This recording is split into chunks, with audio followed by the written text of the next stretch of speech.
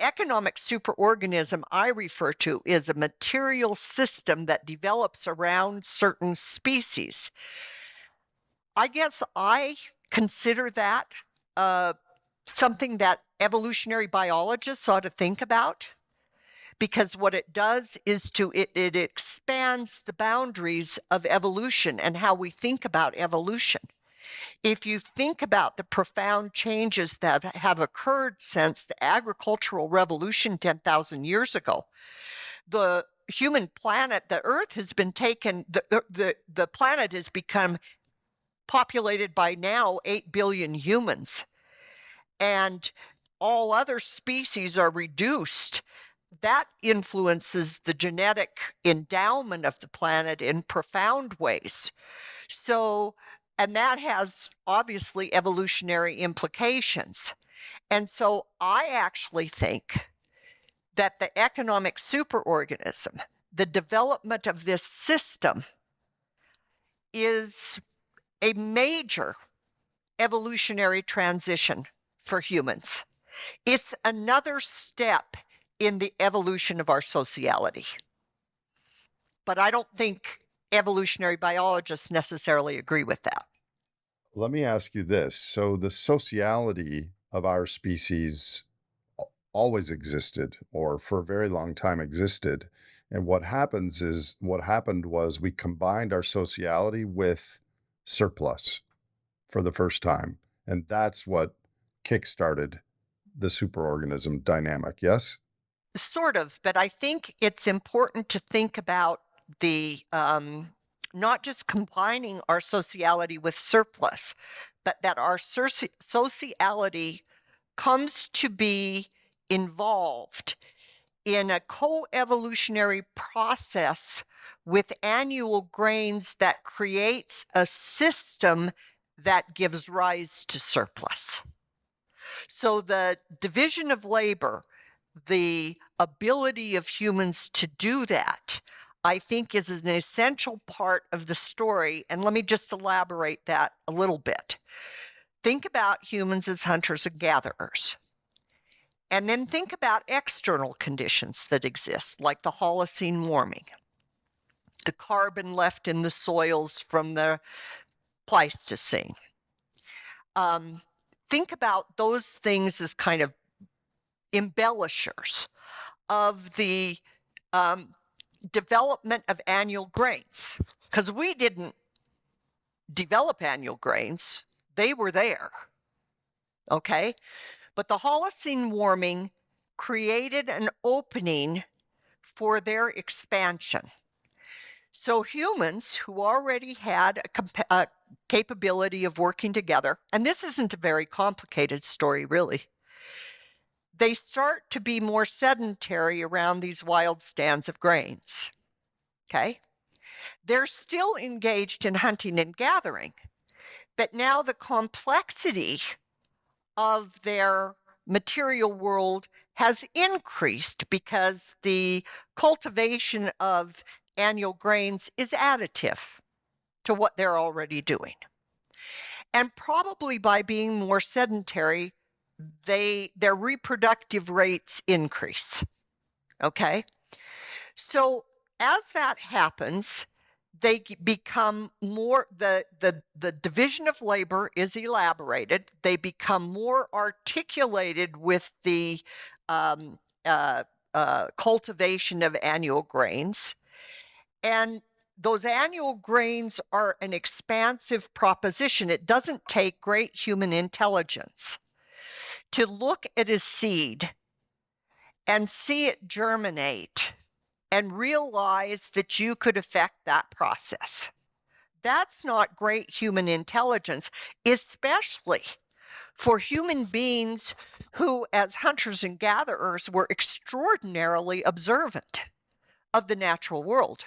Their strategy was to embed themselves in the rhythm and dynamic of the natural world. That's how they tapped into the ecologies and their movement to create their economic life, their material life.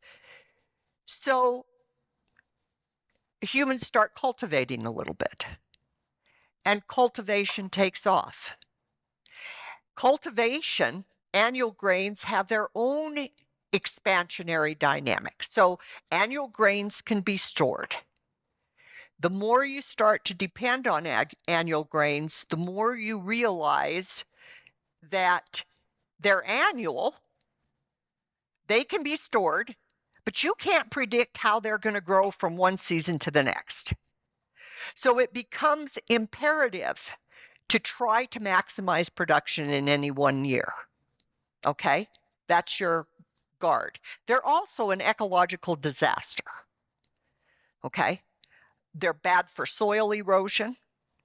And so another way that you counteract that is by expanding your grain production, further expanding your grain production.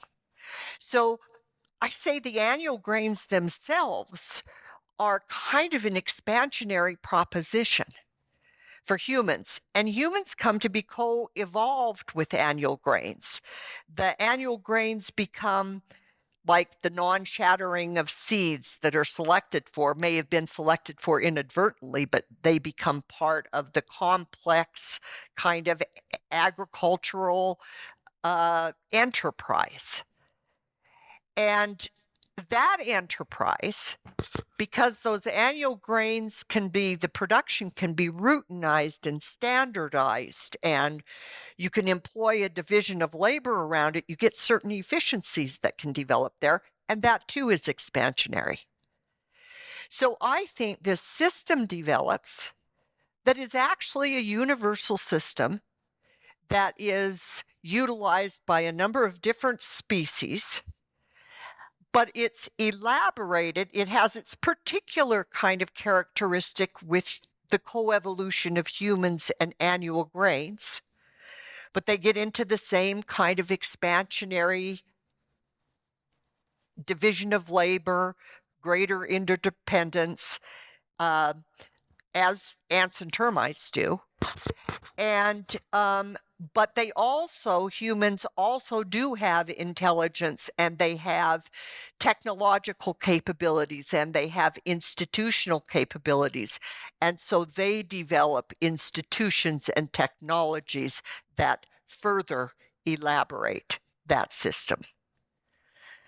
And once that system gets going, and I think this is counterintuitive to people, it's a system that all material systems are earthly systems. But it's a system that has, in some sense, been disembedded from the rhythm and dynamic of the more than human world. You're no longer, looking at migratory paths. You're no longer moving through different ecologies and garnering what you can in terms of berries ripening here or tubers there. You're no longer doing that. Your engagement has been reduced to the annual cycle of these grains and the whole dynamic that's set up. So the dawn of agriculture, when we started to grow and then store the surplus from grains, is that when hierarchy and inequality began in earnest in human societies? Exactly. They develop out of that surplus. Yes. And then that hierarchy feeds back on the imperative to expand the surplus even more. Yes. So you get How so? patriarchy. Because if you are, surplus allows for people who aren't engaged in agriculture to do other things. So surplus in agriculture allows people who aren't engaged in agriculture to become potters, to become philosophers, to become kings, to develop military operations. It allows for the elaboration of, I guess, what we might call a social division of labor, a more elaborate social division of labor, to develop around that agricultural surplus.